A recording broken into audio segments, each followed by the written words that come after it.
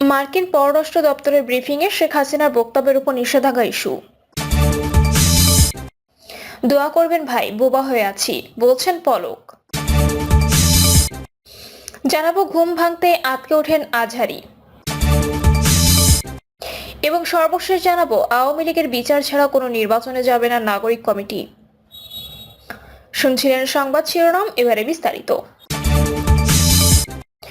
মার্কিন পররাষ্ট্র দপ্তরের ব্রিফিংয়ে শেখ হাসিনার বক্তব্যের উপর নিষেধাজ্ঞা ইস্যু। আন্তর্জাতিক অপরাধ ট্রাইব্যুনাল শেখ হাসিনার বিদ্বেষমূলক বক্তব্য প্রচারে গণমাধ্যম ও সামাজিক যোগাযোগ মাধ্যমের উপর নিষেধাজ্ঞা দিয়েছে। তার এই নিষেধাজ্ঞার বিষয়ে মার্কিন পররাষ্ট্র দপ্তরের ব্রিফিংয়ে প্রশ্ন করা হয়েছে। স্থানীয় সময় মঙ্গলবার ব্রিফিংয়ে এ ব্যাপারে এক সাংবাদিক জানতে চান। অবশ্য প্রশ্নকারী সাংবাদিক বিদ্বেষমূলক বক্তব্য প্রচারে নিষেধাজ্ঞার ব্যাপারটি তোলেননি। তিনি শুধু শেখ হাসিনার বক্তব্য প্রচারের উপর নিষেধাজ্ঞার ব্যাপারটি তুলেছিলেন। ব্রিফিংয়ে প্রশ্ন করা হয়, সাবেক প্রধানমন্ত্রী শেখ হাসিনার বক্তব্যের উপর বাংলাদেশের আন্তর্জাতিক অপরাধ ট্রাইব্যুনাল নিষেধাজ্ঞা দিয়েছে। এটি সাংবিধানিক অধিকার লঙ্ঘন এবং বাক স্বাধীনতা বিরোধী। এ ব্যাপারে আপনার বক্তব্য কি? মার্কিন পররাষ্ট্র দপ্তরের ওয়েবসাইটে বলা হয়েছে, এ ব্যাপারে প্রশ্ন করা হলেও তা নিয়ে কোনো কথা বা মন্তব্য বলতে রাজি হননি দপ্তরের মুখপাত্র ম্যাথিউ মিলার। ব্রিফিংয়ে প্রশ্ন করা হয়, সম্প্রতি ডক্টর ইউনূসের প্রভাবশালী উপদেষ্টা ও সাবেক প্রধানমন্ত্রী শেখ হাসিনার পতনের মাস্টারমাইন্ড মাহফুজ আলম পশ্চিমবঙ্গ, ত্রিপুরা এবং আসাম সহ ভারতের অংশবিশেষকে নিয়ে সামাজিক মাধ্যমে বিতর্কিত পোস্ট দিয়েছেন। তার এ ধরনের বক্তব্য দক্ষিণ এশিয়ার আঞ্চলিক স্থিতিশীলতার জন্য ঝুঁকির কারণ হতে পারে। মার্কিন সরকার কি এই বিবৃতিটিকে উদ্বেগের সঙ্গে দেখেন কিনা এবং আঞ্চলিক শান্তি ও স্থিতিশীলতা বজায় রাখতে এ ধরনের বক্তব্যের বিরুদ্ধে যুক্তরাষ্ট্রের অবস্থান বা দৃষ্টিভঙ্গি কি? উত্তরে পররাষ্ট্র দপ্তরের মুখপাত্র ম্যাথিউ মিলার বলেন, তার এমন মন্তব্যের ব্যাপারে আমি অবগত নই। আমাকে যা পড়ে শোনালেন এর বাইরে এ বিষয়ে আমার জানা নেই। সাধারণ নিয়মানুসারে আমি যে ব্যাপারটি দেখিনি তা নিয়ে আমি কোনো কথা বলতে চাই না। দোয়া করবেন ভাই, বোবা হয়ে আছি, বলছেন পলক। জুলাই আগস্টের গণহত্যা ও মানবতা বিরোধী অপরাধে জড়িত থাকার অভিযোগে দায়ের করা এক মামলায় তদন্তের অগ্রগতি জানাতে সাবেক আইনমন্ত্রী আনিসুল হক, সাবেক প্রধানমন্ত্রীর বেসরকারি শিল্প ও বিনিয়োগ উপদেষ্টা সালমান এফ রহমান, সাবেক প্রতিমন্ত্রী জোনায়েদ আহমেদ পলক সহ আওয়ামী লীগের গ্রেপ্তার সাবেক মন্ত্রী, আমলা, বিচারপতি এবং রাজনীতিবিদ সহ 16 জনকে দ্বিতীয়বারের মতো আন্তর্জাতিক অপরাধ ট্রাইব্যুনালে হাজির করা হয়। এ সময় গণমাধ্যম কর্মীরা তাকে জিজ্ঞাসা করেন, ভালো আছেন আপনি? কয়েকজন গণমাধ্যম কর্মী তাকে উদ্দেশ্য করে বলেন, পলক ভাই, ইন্টারনেট আছে? এ সময় মুখে আঙুল দিয়ে কিছুক্ষণ চুপ থাকতে দেখা যায় তাকে। এরপর তিনি সাংবাদিকদের বলেন, বোবা হয়ে আছি, বোবা। আপনারা মুক্ত আছেন তো? আপনারা ভালো আছেন? আপনারা ভালো থাকলেই ভালো। তারপর পলক সহ কয়েকজন হেভিওয়েট আসামিকে নিয়ে পুলিশের গাড়িটি ট্রাইব্যুনাল ছেড়ে চলে যায়। এর আগে শেখ হাসিনা সহ আওয়ামী লীগের নেতাদের বিরুদ্ধে 1 মাসের মধ্যে তদন্ত শেষ করার নির্দেশ দিয়েছিলেন আন্তর্জাতিক অপরাধ ট্রাইব্যুনাল। ঘুম ভাঙতেই আটকে ওঠেন আজহারী। ঘুম ভাঙতেই ইজতেমার মাঠে সংঘর্ষের খবর শুনে আটকে উঠেছিলেন জনপ্রিয় ইসলামী আলোচক মিজানুর রহমান আজহারী। এ ঘটনায় দুই পক্ষকে শান্ত থাকার আহ্বান জানিয়েছেন তিনি। বিকেলে নিজের ভেরিফাইড ফেসবুক পেজে দেওয়া এক পোস্টে আজহারী বলেন, সাত সকালে ঘুম ভাঙতেই এমন একটা খবর শুনে রীতিমতো আটকে উঠেছি, অত্যন্ত মর্মাহত হয়েছি, হৃদয়ে রক্তক্ষরণ হয়েছে ভীষণ।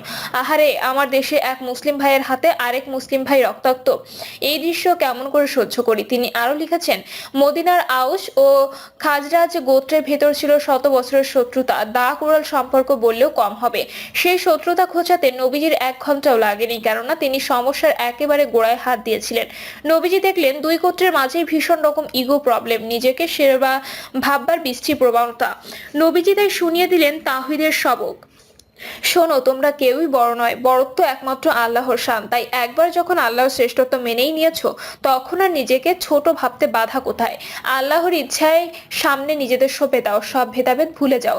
নবীজির এই আপ্তবাক্য সেদিন স্ফুলিঙ্গ হয়ে জ্বালিয়ে দিয়েছিল সমস্ত শত্রুতা আর ইগো। আউস আর খাজরাজ হয়ে গেল ভাই ভাই, এক দেহ এক প্রাণ। তাবলিগের নেতৃত্ব স্থানীয় মুরব্বীদের উদ্দেশ্যে তিনি বলেন, দেশের সবচেয়ে বড় দাওয়াতি প্ল্যাটফর্ম তাবলিগ জামাতের এই সংকটে আপনাদের দায়িত্বশীল ভূমিকার কোনো বিকল্প নেই। আপনারা আলোচনায় বসুন, তবে ফলপ্রসূ আলোচনার পূর্ব শর্ত হলো দলীয় স্বার্থের ঊর্ধ্বে উঠে চিন্তা করতে পারা, একে অপরকে ছাড় দেবার মানসিকতা রাখা। মনে রাখবেন, বিষয়টা কেবল আর দলীয় গণ্ডিতে আটকে নেই, এটার সাথে এখন বাংলাদেশ মুসলিমদের ভাবমূর্তি জড়িত। তিনি আরো বলেন, আপনারা খুব ভালো করেই জানেন আমাদের প্রতিবেশী দেশের গণমাধ্যমগুলো ওত পেতে থাকে কখন এদেশের মুসলিমদের এক হাত নেওয়া যায়। সেখানে আপনারাই যদি বল ঠেলে দেন ওদের কোর্টে, সেটা খুবই দুঃখজনক। গতকালের ঘটনা নিঃসন্দেহ তাদের সুবিধা দেবে। তারা এই ইস্যু ব্যবহার করে এদেশের ইসলামী আন্দোলন ও দলগুলোকে বিতর্কিত করার চেষ্টা চালাতে পারে। আত্মসমালোচনার আহ্বান জানিয়ে আজহারী বলেন, এই ঘটনা তাবলিগের দায়িত্বশীলদের সামনে আত্মসমালোচনার সুযোগ তৈরি করে দিয়েছে। বছরের পর বছর ধরে আপনারা কোন সবক দিলেন সাথীদের? আপনারা কি তাদের এক উম্মাহ কনসেপ্ট শেখাতে ব্যর্থ হয়েছেন?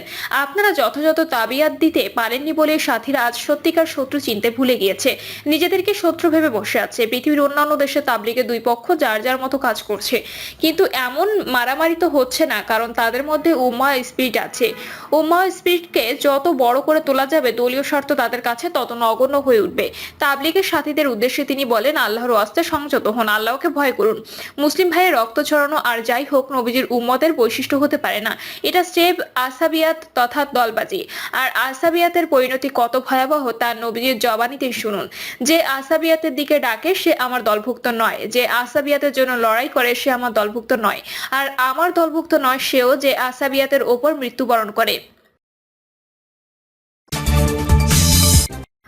আওয়ামী লীগের বিচার ছাড়া কোনো নির্বাচনে যাবে না নাগরিক কমিটি।